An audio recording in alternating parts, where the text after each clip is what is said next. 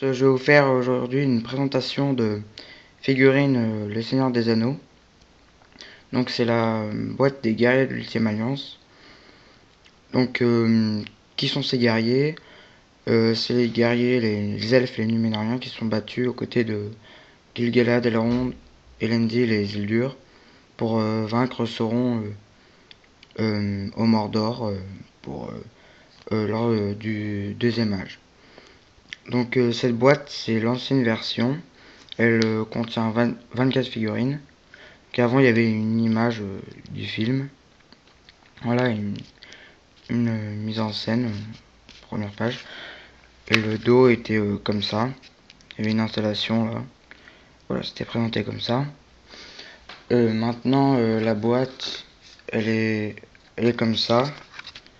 Donc les figurines ont été divisées par deux. Il n'y a plus l'image là à gauche. Et le dos de la boîte est comme ça. Donc je vais vous présenter un peu les figurines, comment elles sont, et je vais vous dire un peu comment je les ai peintes. Voilà.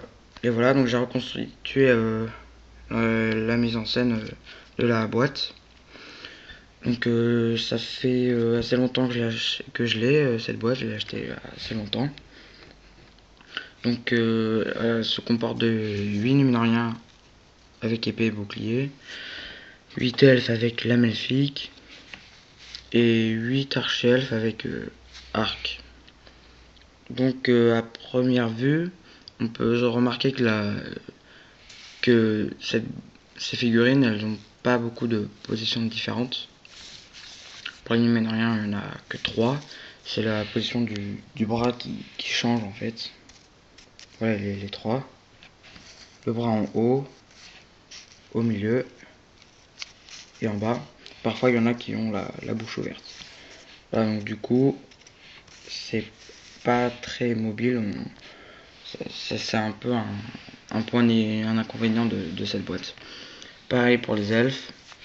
Les épéistes ont tous la même position. En détail près, la lame elfique de celui-ci et de celui-ci.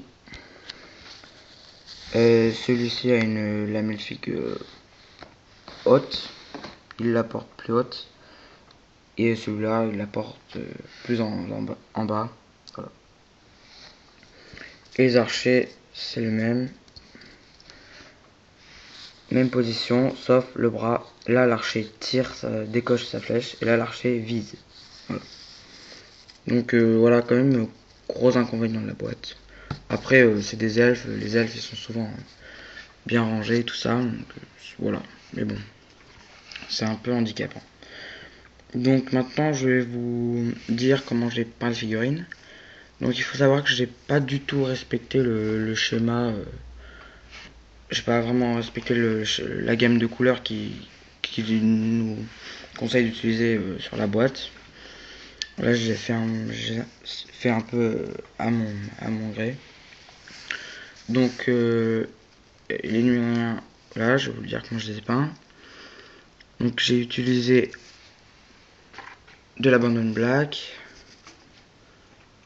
du Shining Gold, que l'Abandon Black c'est pour la cape, tout ça, les vêtements, de l'or pour une partie du casque, pour l'épée aussi,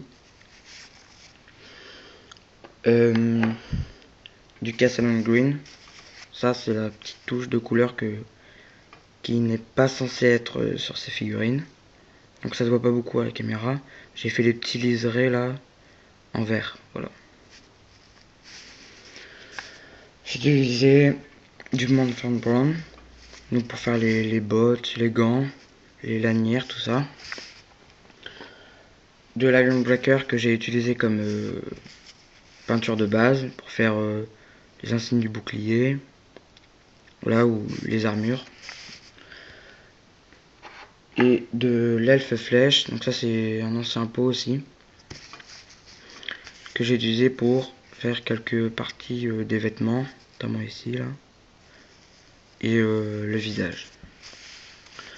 Voilà pour les peintures de base. Et donc j'ai utilisé, comme la vie, j'en ai utilisé un voire deux, ça dépend. J'ai utilisé de la Grax Earthshade ou du Null Null. Ça dépend. Je peux en mettre. Des fois je change, des fois je les combine. Voilà, ça fait ça fait un beau rendu.